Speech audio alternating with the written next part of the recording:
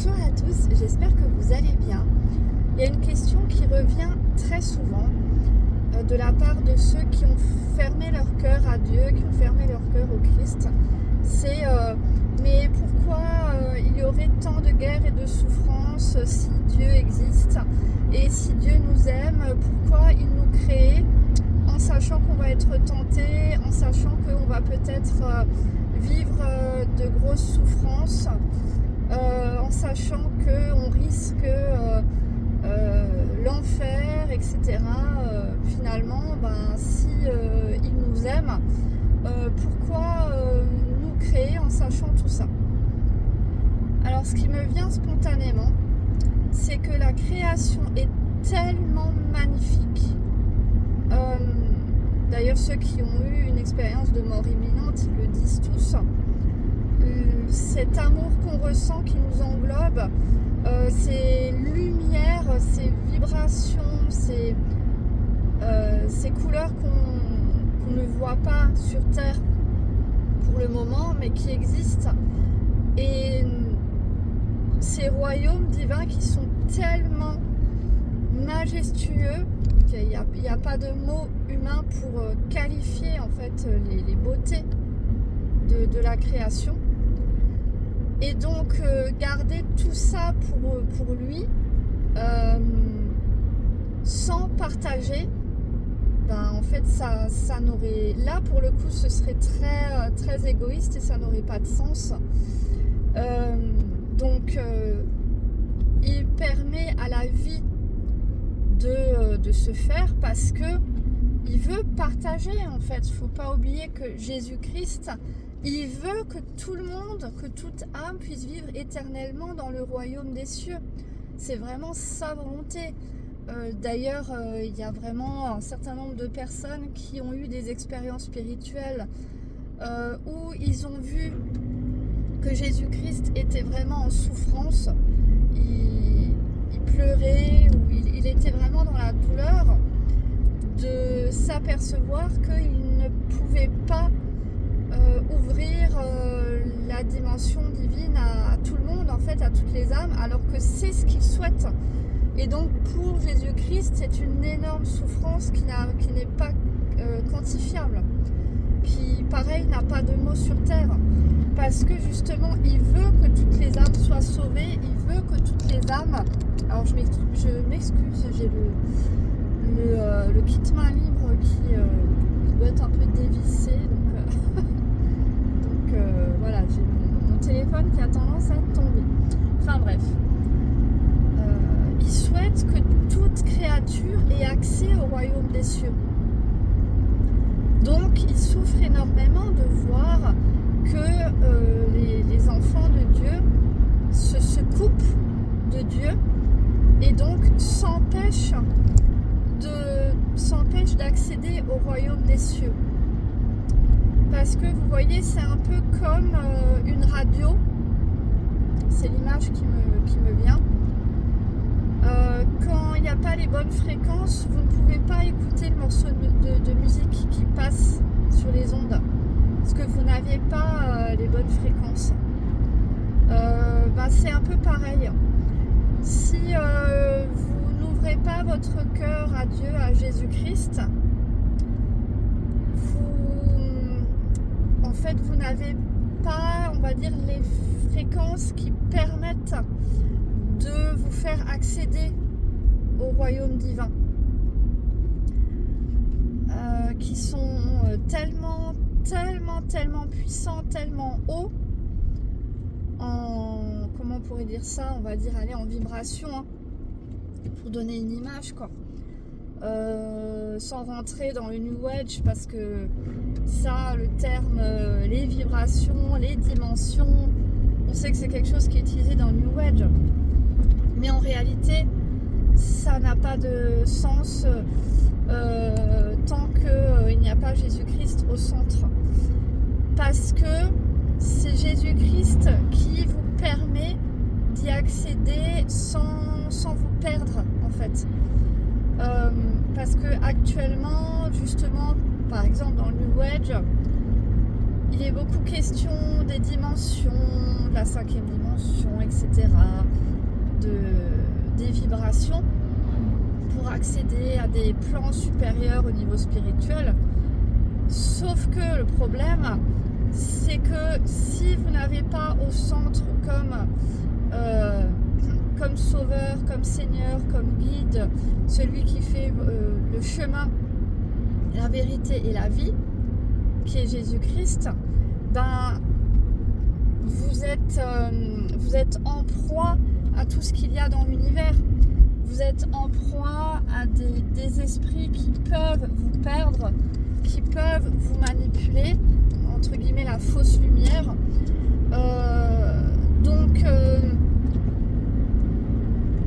c'est très dangereux de vouloir accéder à des royaumes spirituels sans avoir Jésus-Christ au centre.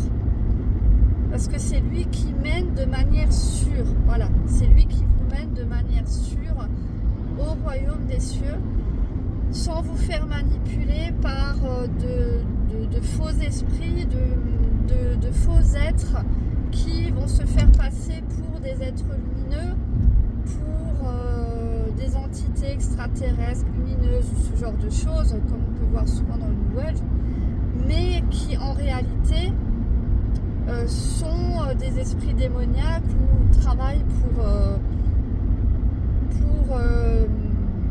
on va dire Lucifer, mais en gros globalement, de toute façon, ce sont des êtres qui sont capables d'avoir une apparence lumineuse, d'avoir une apparence, de prendre une apparence belle, on va dire. Par exemple, si vous prenez les grands blonds, ces êtres soi-disant extraterrestres, d'une grande beauté, etc. Ben, ça, c'est tout à fait quelque chose qui est possible par des êtres maléfiques. Donc, ils peuvent faire ça. Tout comme si vous allez voir un médium et que le médium il commence à vous dire le prénom de votre grand-père, de quelqu'un de votre famille, un proche qui serait décédé, en fait les esprits sont tout à fait capables de savoir des informations assez précises et donc de transmettre les informations au médium. Le médium n'a pas forcément conscience que les informations qu'il reçoit ne sont pas de la personne originelle, mais proviennent d'esprit. Donc elle n'a pas forcément conscience de ça. Voilà, donc ce que je veux dire par là, c'est que c'est pas par égoïsme, par domination que Dieu vous demande de passer par son Fils Jésus-Christ. Dieu fait homme. C'est vraiment par amour pour vous. C'est ça que je voulais en venir en fait, à cette compréhension. C'est par amour pour vous, c'est pas pour vous embêter, vous faire la morale et tout ça, c'est pas du tout ça. C'est que simplement, si vous ne passez pas par Jésus-Christ, vous êtes en proie à toute attaque qui peut exister dans l'univers, toute manipulation, etc., qui peut malheureusement vous atteindre, sans même que vous en ayez conscience, parce qu'ils peuvent prendre de belles apparences. C'est là où je voulais en venir. Et c'est pour ça que c'est important de passer par Jésus-Christ. C'est pas pour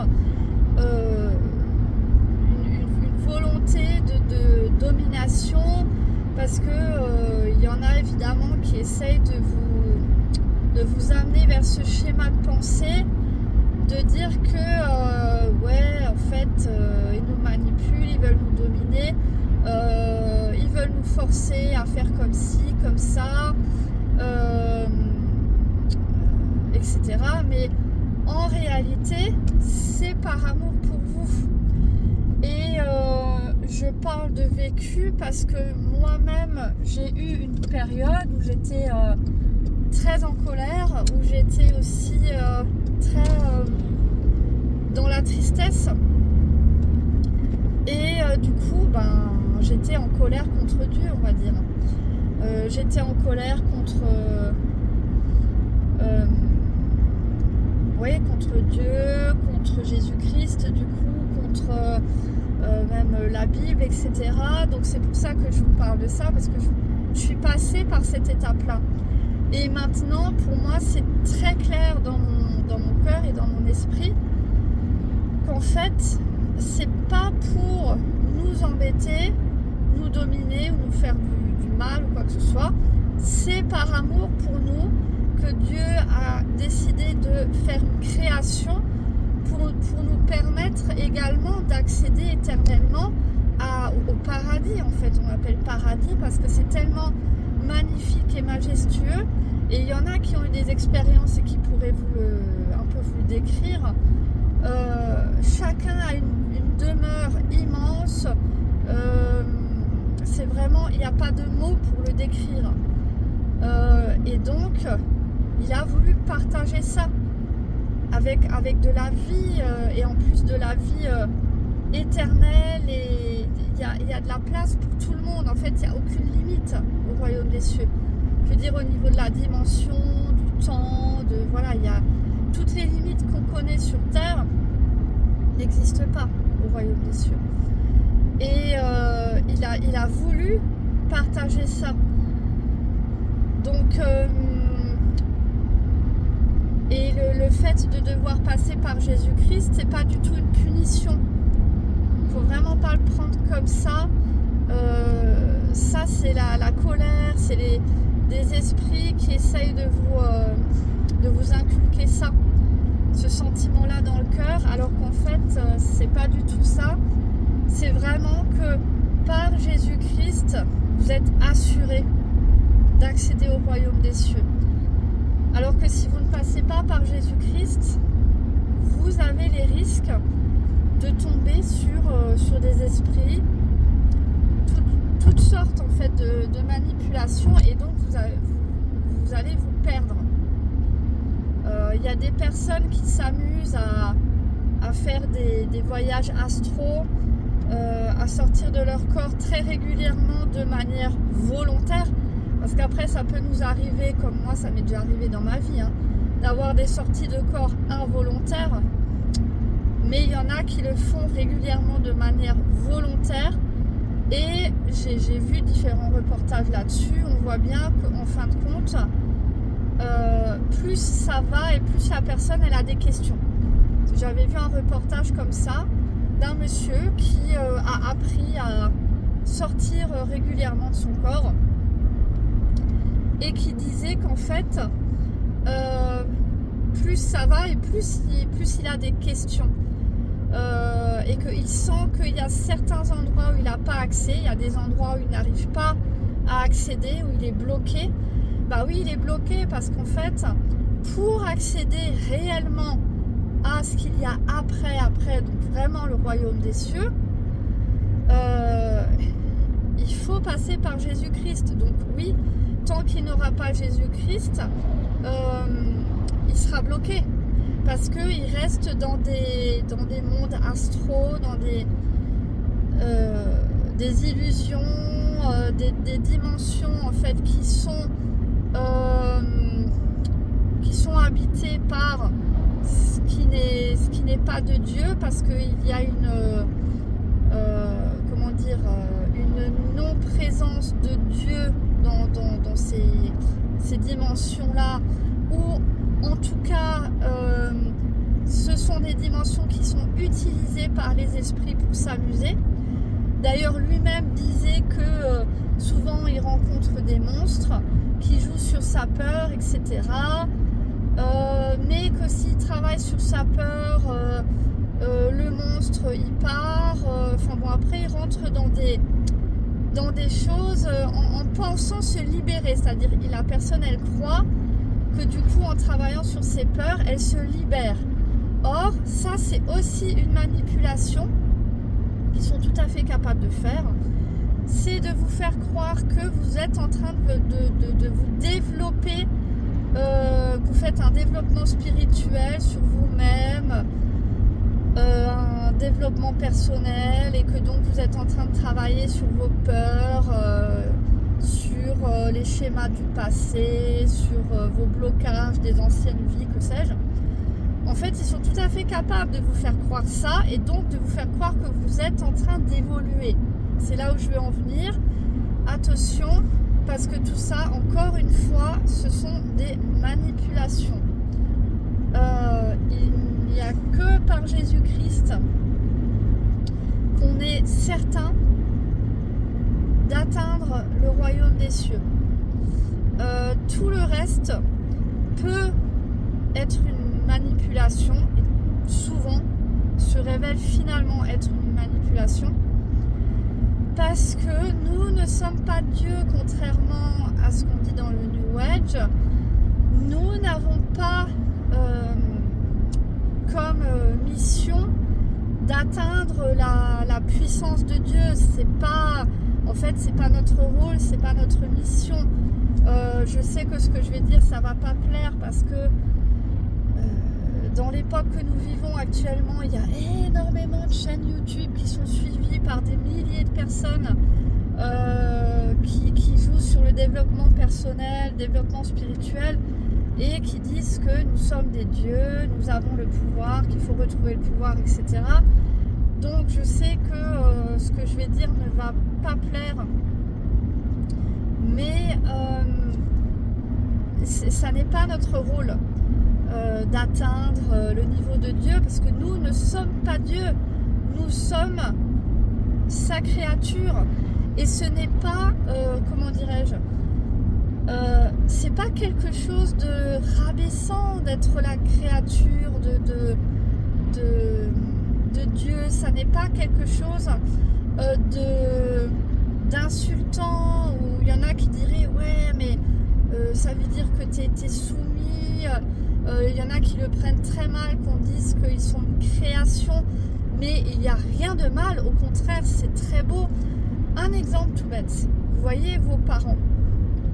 Alors d'accord, bon, il y a des gens qui ne s'entendent pas du tout avec leurs parents, ou qui ont une expérience très douloureuse avec leurs parents humains, on est d'accord, mais normalement, on va dire la création de deux personnes qui s'aiment, la vie qui sort de deux personnes qui s'aiment. J'ai été perturbée parce que quelqu'un qui a reculé soudainement sans regarder derrière lui. Donc c'est quelque chose de magnifique, la vie, la naissance, le renouvellement, la naissance. C'est quelque chose de très beau. Vous-même, vous avez des parents, vous êtes, on va dire, une créature. Est-ce que pour autant c'est quelque chose d'insultant de dire que vous venez de vos parents, que vos parents vous ont donné la vie, que votre mère vous a donné la vie? Est-ce que c'est quelque chose d'insultant? Est-ce que c'est quelque chose qui signifie que vous êtes soumis? Non, pas du tout. Donc pourquoi dire ça de Dieu, et pourquoi penser ça de Dieu? C'est des choses qu'on vous met dans la tête. Évidemment, les personnes qui sont en colère, qui sont très en colère, ils vont être dans ce schéma-là, et ils vont chercher à partager ce schéma-là aux autres personnes, puisqu'ils vont être utilisés par le malin pour le faire. Encore une fois, je me souviens de ma propre expérience. Donc, non, il n'y a rien de rabaissant à dire que nous sommes une création. Au contraire, c'est très beau. Et si Dieu nous a créés en tant que créature, c'est pas pour prendre sa place, c'est pas pour prendre son rôle. Et honnêtement, je n'en aurais pas du tout envie d'ailleurs, parce que gérer tout ce qu'il doit gérer, enfin voilà, moi franchement, ça ne me dit rien de prendre le rôle de Dieu. Je n'en ressens aucunement l'intérêt, l'envie, le besoin, voilà, parce que ça n'est pas mon rôle. Ça n'est pas notre rôle de nous occuper de ce que Dieu fait déjà, de ce qu'il a à faire, parce que c'est son rôle. Alors je sais qu'on vit aussi dans une période où les gens ne veulent plus accepter le fait que chacun ait son rôle. Déjà le terme prendre son rôle, etc., c'est quelque chose qui est de moins en moins bien accepté. On le voit bien avec les hommes et les femmes.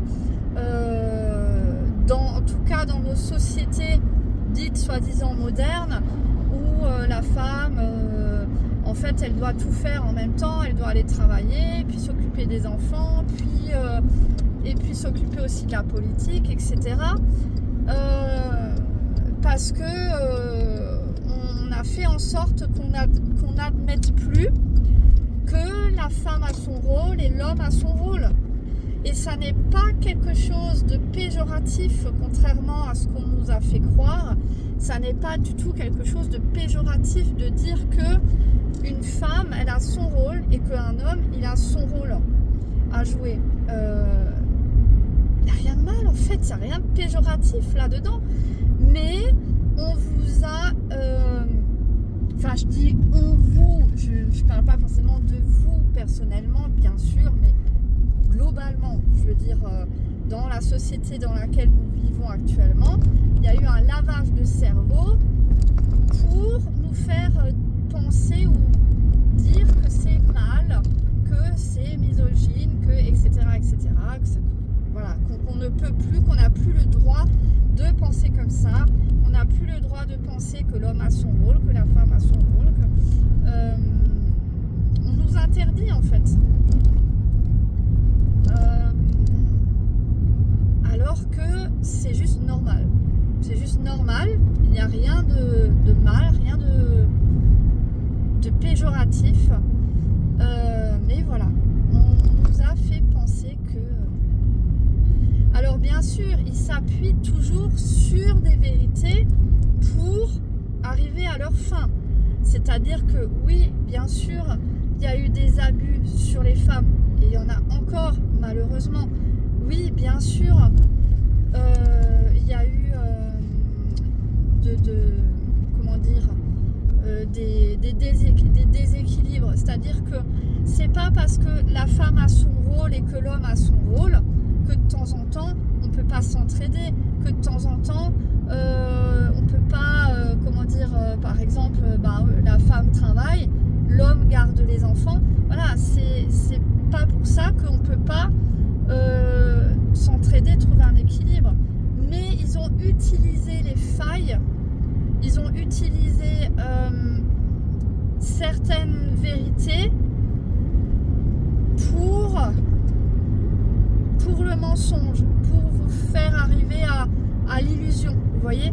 Et c'est toujours comme ça que ça procède, c'est-à-dire qu'ils s'appuient sur des choses qui ont un semblant de vérité, où ils vont s'appuyer sur des failles pour vous amener dans leur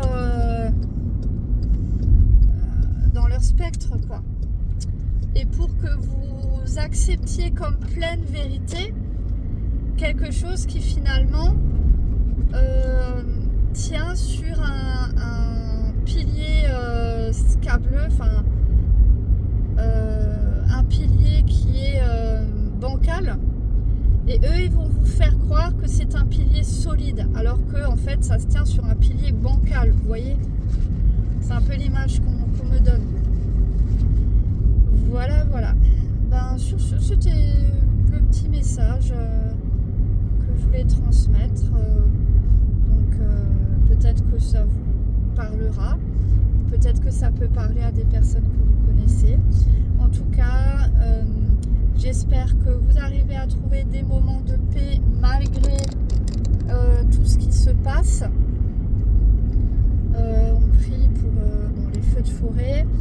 On prie pour les personnes qui sont malheureusement en train de subir la guerre dans tous les endroits du globe. Et puis, soyons attentifs au développement des choses dans les pays du Moyen-Orient, bien sûr. Et sur ce, soyez bénis.